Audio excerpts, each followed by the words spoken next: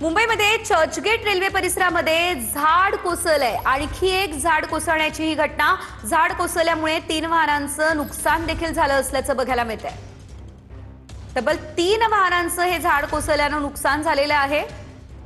मुंबईच्या चर्चगेट परिसरामध्ये पावसामुळे हे झाड कोसळलं असल्याचं पाहायला मिळतंय। मुंबईमध्ये चर्चगेट रेल्वे परिसरामध्ये हे झाड कोसळलं आणि यामध्ये 3 वाहनांचं नुकसान झालं असल्याची माहिती मिळतेय। भलं मोठं हे झाड असल्याचं आपण या दृश्यांच्या माध्यमातून पाहतोय आणि या झाडाखाली उभ्या असलेल्या वाहनांचं मोठ्या प्रमाणात नुकसान झालेलं आहे। ही वाहनं या ठिकाणी उभी होती, 3 वाहनं होती आणि 3ही वाहनांचं नुकसान या ठिकाणी झालेलं आहे।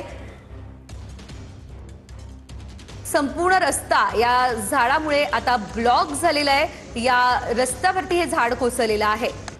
चर्चगेट परिसरामध्ये हे झाड कोसळलं। तुफान पावसामुळे खरं तर ही झाडांची सुरू असलेली पडझड आपण पाहतोय।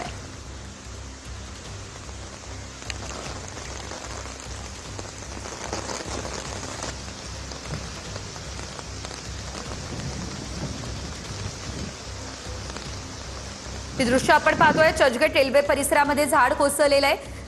अगदी 2 दिवसांआधीच चेंबूरमध्ये देखील अशा प्रकारेच झाड कोसळलं होतं, ज्यामध्ये एका चिमुकल्याचा मृत्यू झालेला होता।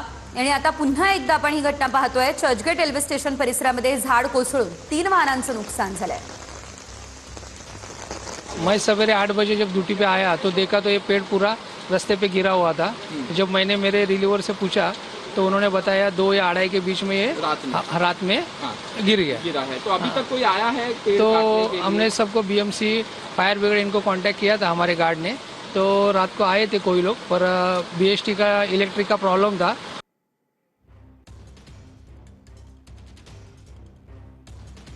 या संदर्भात अधिकचे अपडेट घेऊयात आमचे प्रतिनिधी प्रमोद उगले यांच्याकडून। प्रमोद, आपण पाहतोय आणखी एक झाड कोसळलेलं आहे। मुंबईमध्ये सातत्यानं झाडांची पडझड सुरू आहे, काय अपडेट?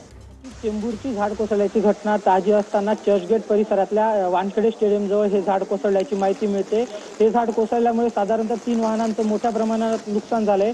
हे झाड कोसळल्यामुळे अजूनही कोणती जीवितहानी किंवा कोणाला लागलेलं वगैरे नाही अशी माहिती देखील समोर येते। परंतु या झाड कोसळण्याच्या घटना सातत्याने मुंबईसह परिसरांमध्ये घडत आहेत। या परिसरात सध्या अग्निशमन दल हे आलं असून झाड हटवण्याचं काम सुरू आहे। धन्यवाद प्रमोद, दिलेल्या सर्व सविस्तर अपडेटसाठी।